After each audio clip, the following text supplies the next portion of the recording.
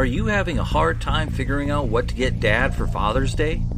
You should check out Row 1 Brand's Vintage Pictorum Gallery. They have America's best sports art.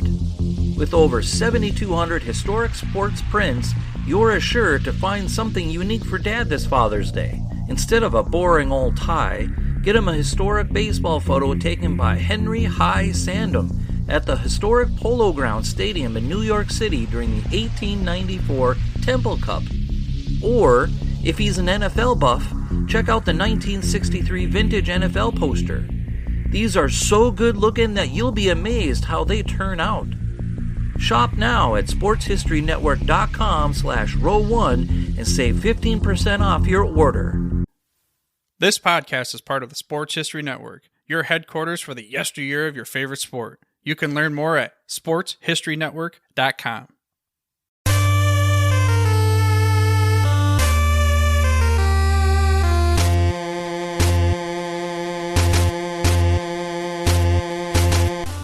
It's time for Lombardi Memories, a show that takes you back in time, into January or February, to the greatest one-day spectacle in all sports.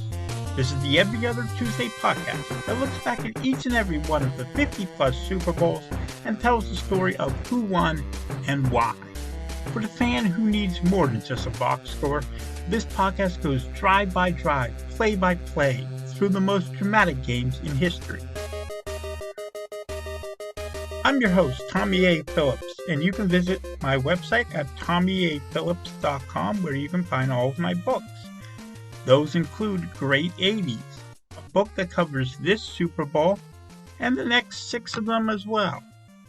Today we have Super Bowl XVIII, which was held on January 22nd, 1984 at the Old Sombrero, Tampa Stadium, home of the Tampa Bay Buccaneers. And this game was between the AFC champion Los Angeles Raiders and the NFC champion Washington Redskins. If you're looking for the full story of this 1983 season, pick up my Great 80s book and you'll learn more than you ever wanted to know about that year and the rest of the 80s. As always, we have a pop quiz and then homework at the end of the episode. The pop quiz question for today is, who broke Marcus Allen's record for the longest run in Super Bowl history? The answer will come at the end of the podcast. The Los Angeles Raiders were trying to recover from an early exit in the playoffs last season after having only one regular season loss. They had a bit of a bumpy ride at times during this 1983 season. They lost a shootout to the Washington Redskins 37-35, and they were swept at the hands of the Seattle Seahawks. But they bounced back with 5 straight wins, and they finished the season 12-4 with the number 1 seed in the AFC. The Raiders had no problem in the playoffs this time around. They beat AFC Central champion Pittsburgh 38-10. This should have set up a titanic clash with the number 2 seeded Miami Dolphins, but wildcard Seattle upset them. That meant that LA would get a third try at beating the Seahawks. This time they did, by a 30-14 score, and they were on to their 4th Super Bowl and first since moving to LA. The Raiders were led by quarterback Jim Plunkett, who threw for nearly 3,000 yards and 20 touchdowns. He did have 18 interceptions, though, so his passer rating wasn't so good. It was about 82.7. He had help in running back Marcus Allen, who ran for just over 1,000 yards and 9 touchdowns.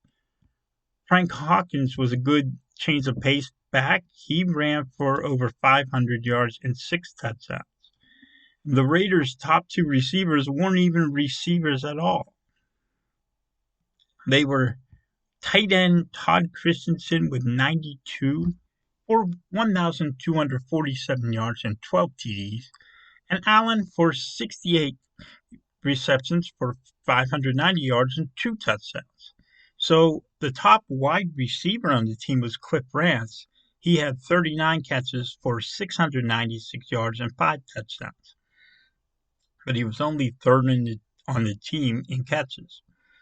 Leading the team in sacks was Howie Long with 13, and Van McElroy led in interceptions with 8.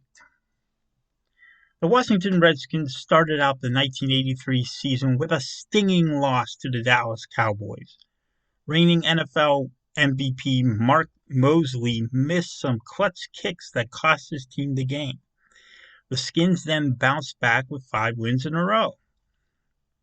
Their 7th game at Green Bay was one of the most famous in NFL history. In the highest scoring game of Monday Football ever, the Skins lost 48-47 when Mosley again missed the game-winning field goal.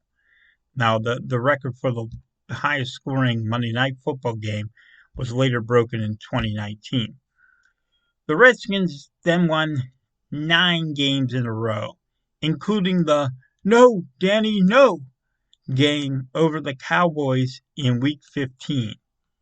If you want to know about that one, pick up my book, Great 80s. It tells the story of the "No, Danny, no" game. So the Redskins, they went into the playoffs at 14-2. The Redskins easily beat the Rams 51-7 in the divisional round, then got into a real showdown in the NFC Championship game with the 49ers. The Skins took the early lead, then San Francisco battled back to tie it. On the final drive, the 49ers got called for several questionable pass interference penalties. Those led to the game-winning field goal, which Mosley did make this time to send the Redskins to Super Bowl XVIII with a 24-21 victory. This Redskins team scored the most points in NFL history in the regular season with 541, a record that would stand for 15 years until the 1998 Minnesota Vikings broke it. Quarterback Joe Theismann led the way with 3,714 passing yards and 29 touchdowns, as opposed to just 11 interceptions. Running back John Riggins was still a workhorse, rushing for 1,347 yards and 24 touchdowns. Receiver Charlie Brown caught 78 passes for 1,225 yards and 8 touchdowns to lead the team in all 3 categories. On defense, Mark Murphy, now the CEO of the Green Bay Packers, he led with 9 interceptions, and 3 Redskins had 10 or more sacks: Dave Butts, Dexter Manley, and Tony McGee. The Raiders, who came in as 3-point underdogs, won the toss and started the game with the ball. Allen ran for 5 yards, and then he caught a pass for a first down. But after that, Plunkett tried throwing the running back Kenny King on the next third down. He caught it, but he came up short of the first down. Raiders had the punt. Ray Guy booted it away. Redskins head coach Joe Gibbs made it clear from the start how he planned on winning this game, running John Riggins. On the first 3 plays, Riggins carried the ball each time, getting a first down after the 3rd carry. However, then the game plan changed. Theismann threw 3 passes in a row, and they were all incomplete. Punter Jeff Hayes went back to kick, and on his punt, he had a block by the Raiders' Derek Jensen, who came right up the middle. Jensen ended up falling on top of the ball in the end zone for a touchdown, giving LA the early 7-0 lead. The Redskins went 3-and-out, but they got the ball right back when the punt hit Raiders defensive back Ted Watts, and defensive back Greg Williams recovered. Starting at the Los Angeles 42, Riggins took a carry and got a first down at the 31. Running back Joe Washington got the ball as far as the 27, but the Skins settled for a field goal attempt. Mosley missed his 44-yard field goal attempt wide to the left, and the score remained the same. King started the next drive out with a 10-yard run and a 7-yard catch. Plunkett then threw to Christensen for a first down at the Washington 44. But after that, the Raiders couldn't move the ball and they had to punt. Theismann completed a pass to Joe Washington for 10 yards, but then the Redskins had a punt as well. Second quarter now, and Allen ripped off a 17-yard run into Washington territory. Then the Raiders had the punt. So Todd Christensen, the tight end, was also the Raiders' long snapper. And this long snap, he launched over punter Ray Guy's head. But Guy leaped into the air, caught the bad snap with one hand, and punted it away for a touchback. Theismann completed a pass to Washington for a first down before Raiders linebacker Matt Millen sacked him and forced the Skins to punt. Plunkett heaved the pass downfield, which Brantz caught for a 50-yard gain. 2 plays later, Plunkett threw another pass to Brantz. Touchdown, 12 yards out. The Raiders now had a 14-0 lead. Raiders linebacker Rod Martin, hero of Super Bowl XV, sacked Theismann. Theismann got a first down, though, throwing to receiver Alvin Garrett for a first down at the 30. He then fired a screen to tight end Clint Didier, who took it for 18 yards. Riggins picked up the next 2 first downs before Raiders defensive back Lester Hayes got called for pass interference. Theismann hit Didier for another 20 yards, but the Redskins' drive died at the 8. Mosley made a 24-yard field goal to put the Redskins on the board. The Raiders put together a good drive at the end of the first half. Allen took a pitch for 10 yards, and Plunkett threw to Hawkins for a first down. Christensen hauled one in for 14 yards, and Brantz caught one for another 7. However, a holding penalty set the Raiders back, and they ended up punting. Guy bounced the ball down to the 12. Now, head coach Joe Gibbs of the Washington Redskins, he got a little too cute at the end of the half. Instead of sitting on the ball and going to the half with a 14-3 deficit, he instead chose to have Theismann throw a little screen pass to Joe Washington. The problem? The Redskins had run this exact play in this exact scenario earlier in the season against the Raiders. LA was ready for it this time. Linebacker Jack Squirek was put into the game, and he read Theismann perfectly, jumping in front of his screen pass, picking it off, and returning it 5 yards for a touchdown. What could have been a manageable first-half deficit had swelled into a 21-3 advantage for Los Angeles. In the second half, the Redskins came out with all guns blazing. Garrett returned the kickoff 30 yards to the 35.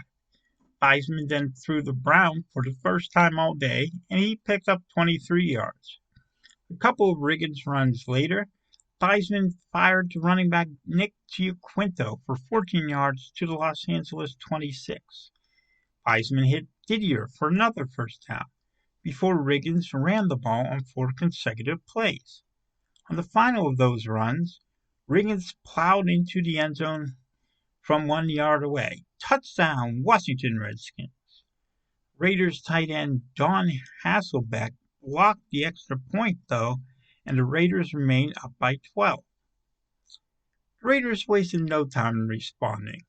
Plunkett threw a long ball for receiver Malcolm Barnwell, drawing a pass interference flag on defensive back Darrell Green. With good field position now, Plunkett threw to Christensen for a first down inside the 20. He converted a third down with a pass to Hawkins down to the 5, and 2 plays later, Allen ran up the middle for a touchdown to put the Raiders ahead 28-9. The Redskins started out the next drive with a flea flicker, but Theismann was forced to settle for a short pass to Riggins for just 4 yards. They ended up going 3 and out. Plunkett started the new LA drive with a 10-yard pass to Allen, but the Raiders too had the punt. But then Los Angeles quickly forced a 3-and-out, getting a sack by defensive tackle Bill Pickel. It looked like the Skins were going to get a big break when Brantz fumbled away a reception and Anthony Washington recovered for Washington. But after a Theismann pass to Didier, the Skins were stopped on 3 runs in a row. The last one was a 4th-and-1 play of the same ilk as the one Riggins had broken for a touchdown in Super Bowl XVII. This time around, though, he was stuffed.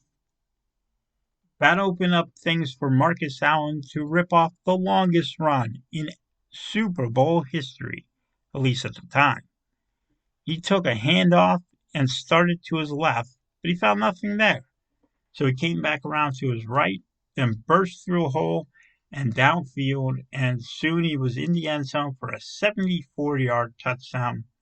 Los Angeles had a 35-9 lead after 3 quarters, and this one was all but over. The fourth quarter had a few big plays, but none of them affected the result of this game. Theismann completed a 60-yard bomb to Brown, but later in the drive he was sacked by defensive back Mike Davis and he fumbled, and Rod Martin recovered for Los Angeles. Later in the quarter, Theismann had a pass picked off by defensive back Mike Haynes. After another good run by Allen, which put him over the top for a Super Bowl record in rushing yards, the Raiders drove the ball into field goal range. Kicker Chris Barr made a 21-yard field goal, and the Raiders went on to win Super Bowl XVIII 38-9, scoring the most points in Super Bowl history at the time and winning by the largest margin of victory, 29 points, in Super Bowl history at the time. Allen was named MVP for his 191-yard record-breaking performance in this game. Truth be told, while he did have 2 touchdown runs, they both came with the Raiders already holding a big lead. So if I were to give out an MVP award to someone else, I have to give it to Squirek. His pick 6 completely changed the game. Imagine if he doesn't get that and the Redskins make it 14-9 early in the third quarter. You think that might have been a different game? Skyrick made only one play, but it was the most important one. For the losing team, I picked Anthony Washington as the best player for the Redskins on this day. He got that fumble off Brantz, which was pretty much the only good thing that happened to the Skins in this game. There really isn't anyone else to give it to. Riggins? No, he couldn't pick up that 4th-and-1 when his team needed it most. Theismann? No. He threw the ball 35 times and only completed 16 of them with 2 interceptions. Maybe Charlie Brown for his 93 yards? Yeah, I'm going with Washington instead. The least valuable player? This time I won't give it to a player. I'll give it to Joe Gibbs for his poor decision to throw that screen at the end of the half when everyone on the other sideline knew it was coming. Raiders head coach Tom Flores, who won his 2nd Super Bowl and is on his way to the Pro Football Hall of Fame, he probably couldn't believe what good fortune was for Gibbs to run that play and give Los Angeles a free 7 points. Sorry, Gibbs, but you'll get full redemption a few seasons from now. The biggest play, of course, we've talked about, Squirek's pick 6 at the end of the first half. Allen's big run came with the game out of reach. I mean, as fun as it was to watch, it really didn't affect the outcome of the game, but it was a great run. As for the biggest play no one remembers, how about the pass interference call on Darrell Green on the Raiders' first drive of the second half? That gave the Raiders great field position, which they took advantage of shortly afterward. The Raiders still win, probably, without scoring a touchdown, but that pass interference flag made the touchdown happen, and you never know. Who's the best player of this game you've never heard of? Well, how about defensive tackle Bill Pickel? He had a sack, and he helped the Raiders pressure Theismann into 6 sacks on the day. The Raiders forced the Redskins into 50 yards of losses from their half-dozen sacks, and Pickel was a big force in causing most of those. Marcus Allen's 74-yard touchdown run stood as the longest run in Super Bowl history for 22 years. In Super Bowl XL, Pittsburgh Steelers running back Willie Parker ripped off a 75-yard run for a touchdown, breaking his record. That's the answer to today's pop quiz. Parker's record still stands, 75 yards. As for homework, this time I'm going with The Raiders Encyclopedia by Richard J. Smelter. It contains all Raiders information up to the year 2010. If you want more about the 1983 season, then pick up my book, Great 80s, at TommyAPhillips.com. Now, I have an announcement to make, and that is that I am going to be taking a summer break hiatus for a little while, so the next episode won't come for a month or two, but I will be back, and I will be continuing this podcast all the way until we reach Super Bowl 56. So, make sure to visit my site, TommyAPhillips.com, find my books there. I'll be back, but until then, so long.